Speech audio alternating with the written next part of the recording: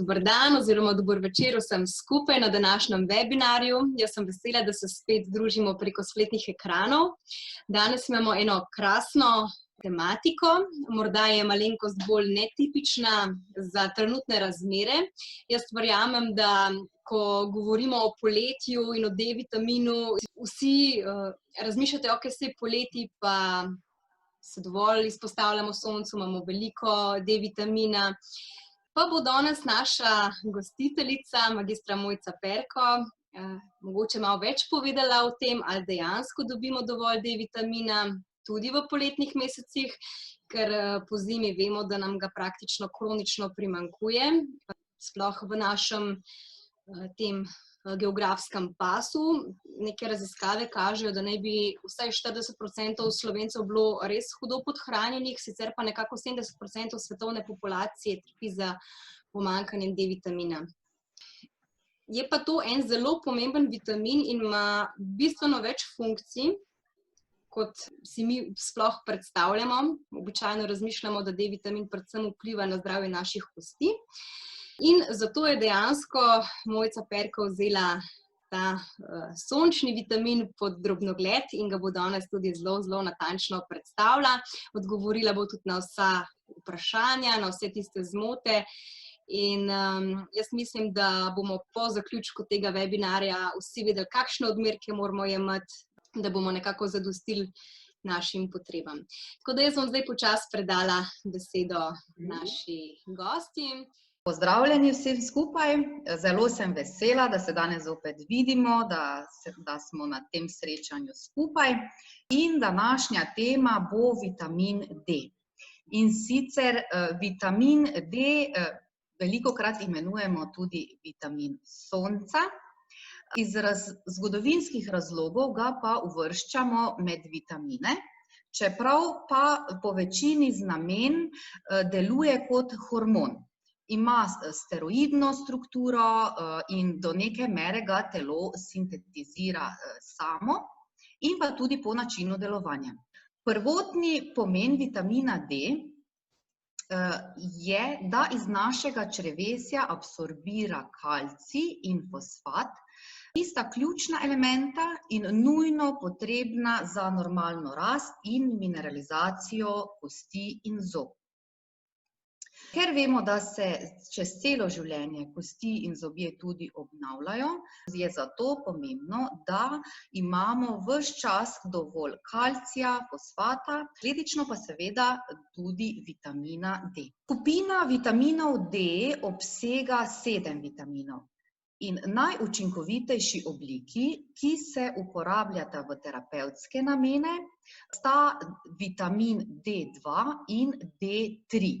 D2, ergokalciferol, je rastlinskega porekla in se pridobiva z ultravijoličnim sevanjem ergosterola, ki se nahaja v gljivicah in pa v kvasovkah. Drugi najbolj uporabljen oziroma prvi najbolj uporabljen je pa D3, to je holekalciferol, ki pa je živalskega porekla in je ponavadi izoliran iz olja ribjih jeter. Definicija vitaminov kot takih je, da so esencialni in da jih moramo dodajati s hrano. Vendar pa smo vitamin D sposobni sami tvoriti v koži s pomočjo UVB sončnih žarkov. To je najbolj naravna pot, da D-vitamin ustvarjamo sami. Obstajajo pa določeni pogoji, da do tega procesa pride. In sicer prvi kot takšen je, da moramo biti izpostavljeni soncu, in sicer UV žarkom valovne dolžine med 230 in 310 nanometrov. Da pa imajo ti žarki potem dejansko učinek, pa moramo še zadostiti določenim pogojem. In sicer, prvič, ne sme biti oblakov, ozračje ne sme biti preveč onesnaženo z nanodelci in pa sončni žarki morajo prehajati skozi atmosfero čim bolj direktno, najbolje navpično, kajti takrat je atmosfera najtanjša in UVB žarki lahko pridejo potem do kože. Zraven tega je pomemben tudi čas. Se pravi, soncu se je smiselno izpostavljati med 10. uro zjutraj in 16. popoldan. In seveda v mesecih, ko je sonce najbolj visoko v zenitu, to so meseci, ki trajajo nekje od aprila, najbolj aktivno je julij, avgust in pa do konca septembra. Problem torej nastaja predvsem pozimi, ko sončni žarki prehajajo skozi atmosfero poševno, kar pomeni, da je atmosfera potem relativno dolga in absorbira praktično večino UVB žarkov in sončenje takrat ni učinkovito. To je tudi razlog, da ima veliko ljudi pomanjkanje vitamina D prav v zimskih mesecih. Torej, ljudje, ki so veliko na soncu, imajo lahko dovolj vitamina D, tisti, ki pa niso, imajo pomanjkanje vitamina D ne samo pozimi, ampak tudi poleti. Definitivno bo se postavilo vprašanje v smislu, ker nas dermatologi ravno za ta čas izpostavljanja soncu opozarjajo, naj se soncu izogibamo, da ne pride do poškodb kože. Ampak pri tem je treba poudariti, da govorimo o sončenju, ki naj bo 3-krat na teden in sicer nekje od 10 do 15 minut. Ni potrebno več. Pri tem si razgalimo obraz, razgalimo roke, še bolje, če izpostavimo še več kože.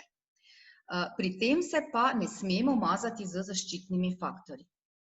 Namreč UVA in UVB žarki morajo priti do kože in to je način, da bomo po najbolj naravni poti sintetizirali vitamin D. In v tem kratkem času si ne bomo naredili škode. Vemo, teorija je eno, praksa je drugo.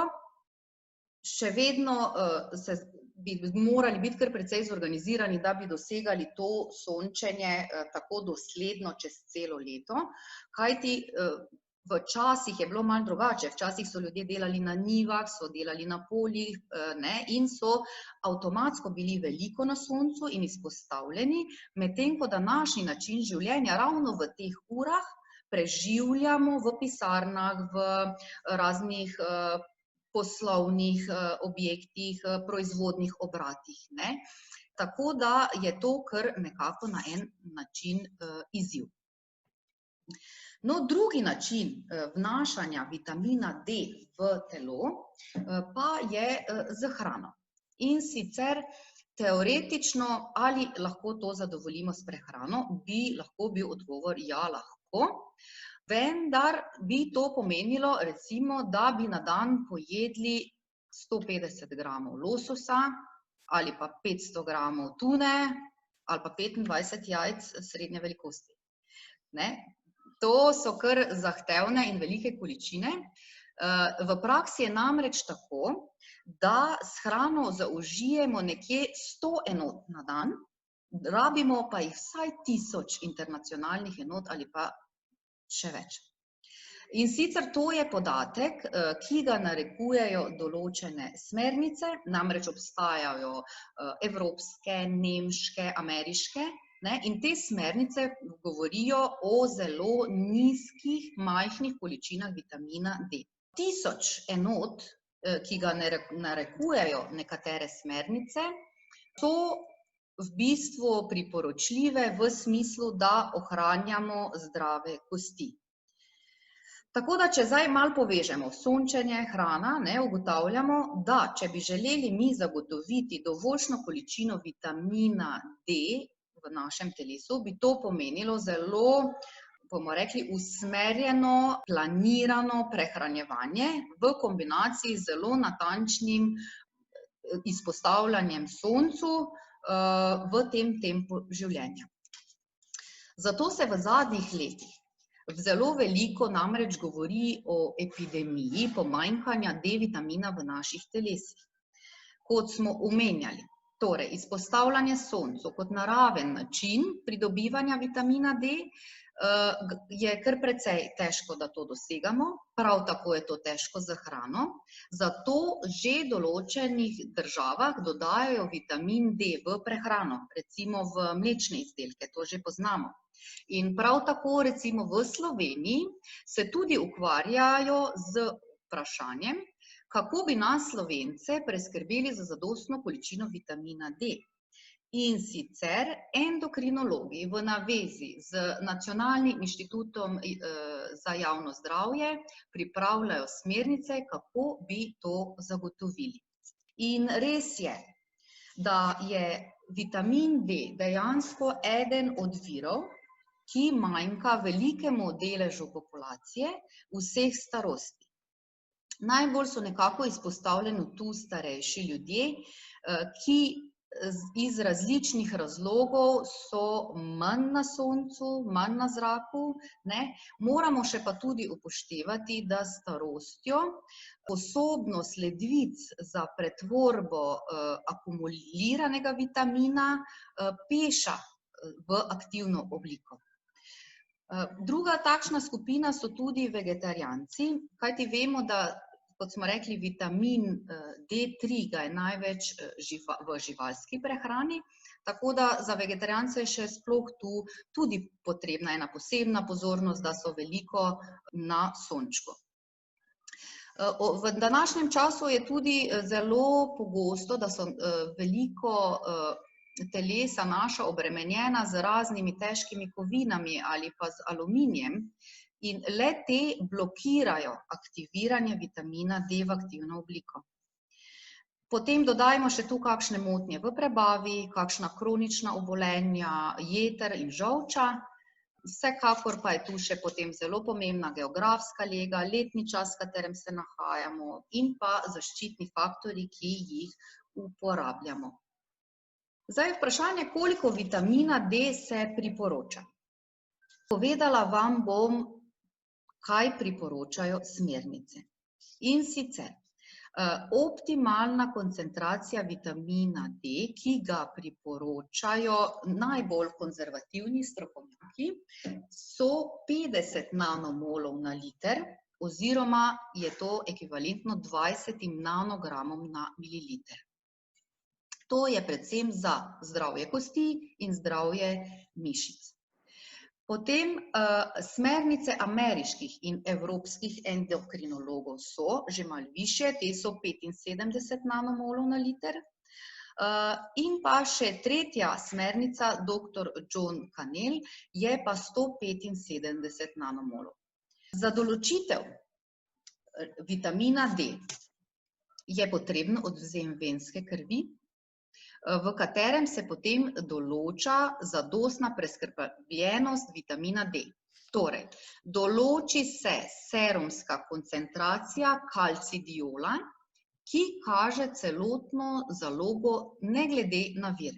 Kaj zdaj to pomeni, bom razložila. Se pravi, prvi metabolit, ki nastane, ko pasira vitamin D skozi jetra, to je zdaj bodisi, ali je nastal v naši koži, ali smo ga zaužili s prehrano ali z kakšnim dodatkom k prehrani, je 25-hidroksivitamin oziroma omenjen prej kalcidiol. Ta ima dolgo razpolovno dobo, približno 14 dni, in nam odlično kaže preskrbljenost z vitaminom D. In sicer, ob redni uporabi dodatkov k prehrani se bo raven D-vitamina ustalila na neki ravni, ki jo želimo doseči v obdobju 2-3 mesecev. To pomeni, da mi vitamina D ne rabimo preverjati oziroma meriti vsak mesec, izmerimo ga recimo po 2 mesecih uporabe dodatkov. Kako bi se zdaj tega lotili? Da pod strokovnim nadzorom naj bi to počeli vsaj 8 tednov, to je osnovno priporočilo, se pravi 2 meseca, in potem izmerili vsebnost vitamina D. Pa si lahko pogledamo, kako dr. Kanel na naslednjem slajdu priporoča začetno jemanje vitamina D. In sicer V njegovem izračunu je tako, da 1000 internacionalnih enot dodajamo na vsakih 11,5 kg telesne teže. Primer, vidimo, tu imamo zdaj ta račun, v katerega smo stavili 1000 enot, na drugo stran 11,5 kg. Spodaj smo pa vstavili, recimo, primer, da imamo 69 kg. In sicer 69 kg pomnožimo z 1000 in delimo z 11,5 in rezultat je 6000 internacionalnih enot. Na ta način smo mi zdaj dobili, koliko D-vitamina naj dodajamo glede na našo težo. Vi boste potem teh 69 prilagodili na težo, recimo vašo, ali za koga želite to preračunati. In da bomo pa zdaj vedeli, koliko si pa doziramo v primeru kalivitinih izdelkov, se pravi, imamo D-drops in pa vitamin D2000, bomo najprej pogledali za kapljice. Vsaka kapljica D-dropsa namreč vsebuje 400 enot, mi pa smo si preračunali, da v tem primeru rabimo 6000. To pomeni, 6000 množimo z eno kapljico in delimo z 400 enotami in rezultat je 15 kapljic na dan. Oziroma v primeru tabletk D2000, kjer vsaka tabletka vsebuje 2000 internacionalnih enot, pomeni, da bomo uporabili 3 tabletke. Morda vam bo ta izračun zagotovil idealno vsebnost, vendar pa za to ni nobene garancije, namreč vsak izmed nas ima edinstven genotip receptorjev za vitamin D. Glavna ideja je, da se s to metodo čim bolj približamo želenim vrednostim in na to podobljenih rezultatih krvne preiskave dnevni odmerek dodatno prilagodimo. Torej, če so vaši rezultati v primeru jemanja še vedno pod želeno vrednostjo, lahko upoštevate navodilo dr. Kanela, da vsako povečanje odmerka dopolnilnega vitamina D za 1000 enot splošno prinese povečanje krvnih vrednosti vitamina D za 10 nanogramov na mililiter. Jaz upam, da je bilo razloženo dovolj jasno. Če ne, si lahko to še kasneje pogledate v miru in preračunate še enkrat počasi. Torej, omenila sem, da imamo v Kaliviti 2 izdelka z D-vitaminom, in sicer D-drops, v katerem in pa D2000, in sicer v D-drops se nahaja D3, ki je pridobljen iz izvlečka jeteropolenovk. Kot smo omenili, je ena kapljica enakovredna 400 enotam in pa dodan je še MTC. Vitamin D2000 pa vsebuje 60 tabletk in vsaka ima vsebnost 2000 internacionalnih enot. Naj povem, da D-vitamin je tudi zelo izrednega pomena tudi za športnike. Zakaj? Ker zraven holesterola je kot prekurzor za nastanek testosterona.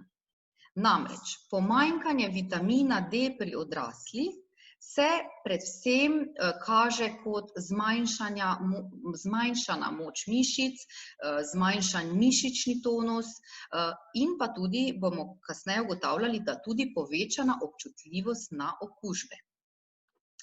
Ker vitamin D je namreč zelo pomemben člen v delovanju imunskega sistema, sploh v zimskih mesecih, pa večina ljudi in tudi, kot smo omenili prej, športnikov, izkazuje nizke vrednosti le tega.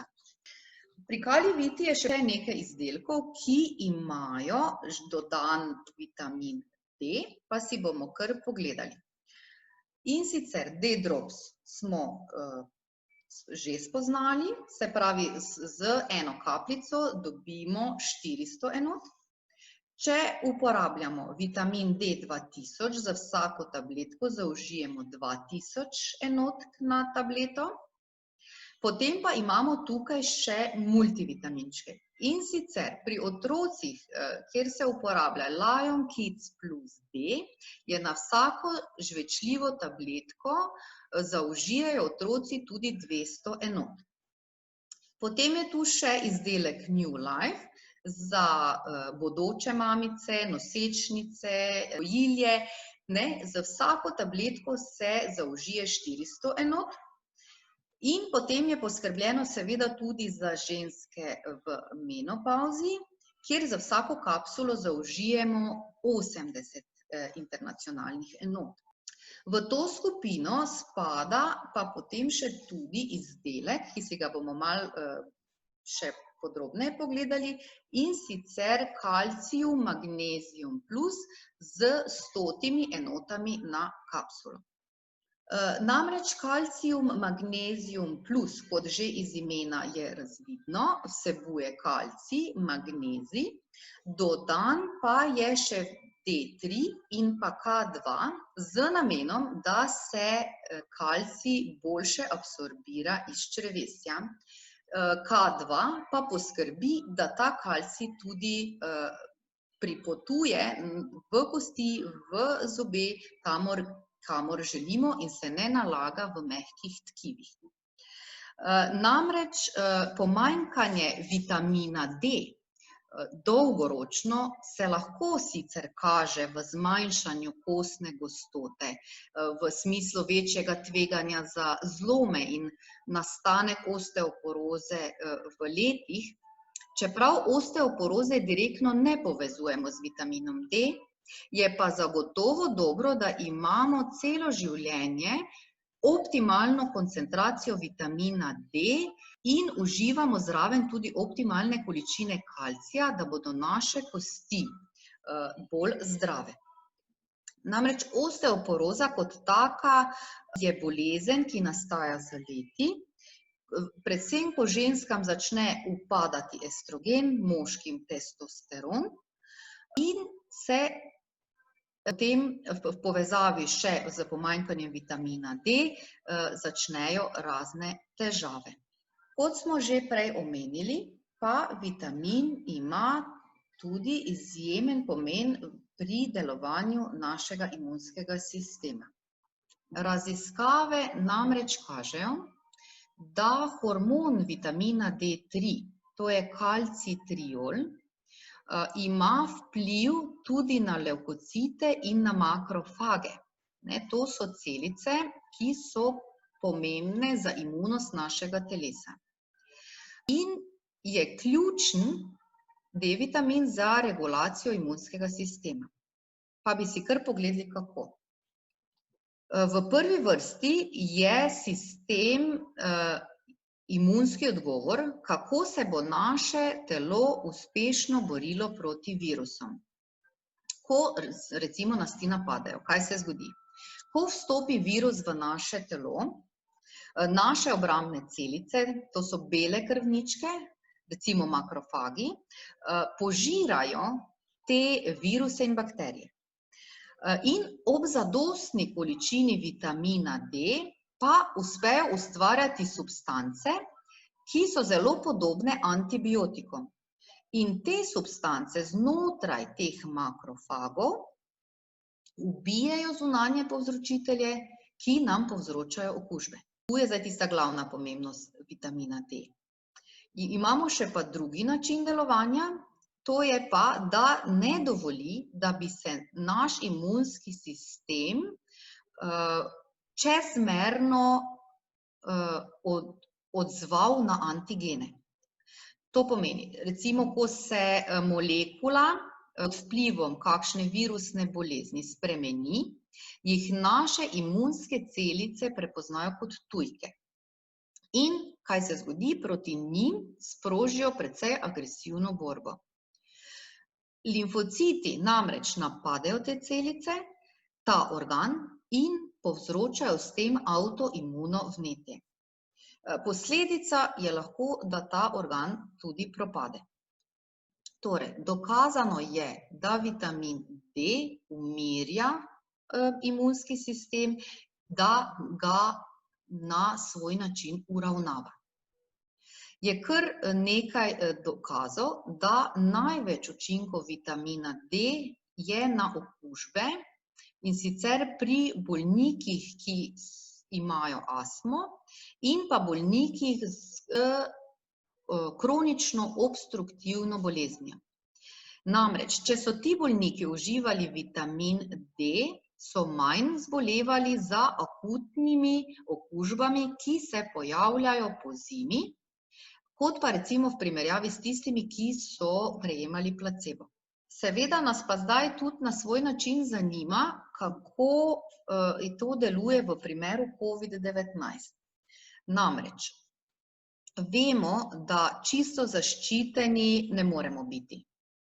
Lahko pa je vitamin D eden od dejavnikov, ki lahko ugodno vpliva, da če že zbolimo, da zbolimo z bolj blago obliko. Recimo, to je bilo pri gripi dokazano in pri respiratornih boleznih pri bolnikih, ki imajo astmo. Ampak pri COVID-19 teh študij še enostavno ni, ker še je preteklo premalo časa, ker še teh stvari ne moramo potrditi. Je pa do zdaj, kar so odkrili, dokazano, da vitamin D ublaži. Zakaj? Ker se takoj začne boriti proti virusu, ki vstopa v telo, ne samo temu, tudi drugih. Zakaj? Ker ti makrofagi, še enkrat, naše celice, ki nas branijo, v naših sluznicah viruse požrejo. Ampak kaj bi se zgodilo? Te celice bi umrle, če ne bi bilo v njih dovolj vitamina D. Se pravi, dovoljšna količina vitamina D sproži v samih makrofagih snovi, podobne antibiotikom, ki potem ta virus ubijajo. Zato velikokrat slišimo, da je potek bolezni asimptomatski. Veliko ljudi zboli, pa ne kaže nobenih simptomov, to poznamo. Druga faza covida pa je, da ta preide v pljučnico, kjer vemo, pride do velike prizadetosti pljuč in ljudje recimo potrebujejo tudi respirator, tam pa D-vitamin deluje obratno. Tam pa zmanjša burni vnetni odgovor. Dokazi so pri gripi in pri pljučnicah, da ta vitamin D blaži vnetni odgovor, in sicer, da je to zlivanje tekočine v pljučne alveole manjši in da se ta hud potek je ublažen. Sedaj smo kar videli, koliko dobrih lastnosti nam D-vitamin prinaša, če ga seveda uživamo, če ga imamo v dovoljšni količini v našem telesu. In recimo, kako bi lahko zdaj malo razmislili, koliko D-vitamina dejansko potrebujemo. Naredimo to na način, da ni nekega splošnega navodila, ampak gre tu predvsem zelo za individualen pristop. Namreč obstajajo določena navodila, s katerimi lahko razkrijemo, kje nekako smo z vitaminom D, če recimo še nismo šli na krvno preiskavo. In sicer, prvo kot prvo se vprašamo, koliko smo dejansko izpostavljeni sončnim žarkom, ali imamo zagotovljene vse te pogoje, pri katerih se vitamin D sintetizira v naši koži, potem tudi koliko smo stari, smo svetlopolti, smo temnejši, potem eden izmed takšnih faktorjev je tudi teža, če smo pretežki recimo, tudi ima vpliv, in pa seveda, kakšne so naše že pridružene bolezni, če že imamo kakšno kronično bolezen, čemu smo izpostavljeni. Jaz upam, da ste izvedeli ter nekaj informacij okrog vitamina D, da se boste lažje odločali, da boste malo bolj sigurni okrog teh vprašanj, okrog tega vitamina. Predvsem vam pa želim, da ostanete zdravi in da ostanete zadovoljni v spremljavi s sončkom. Hvala lepa. Hvala vsem, ker ste bili z nami, pa upam, da se čim prej spet vidimo, ali v živo, ali pa vsaj preko ekrana. Tako da lepo bodite, pa en lep večer še naprej vsem.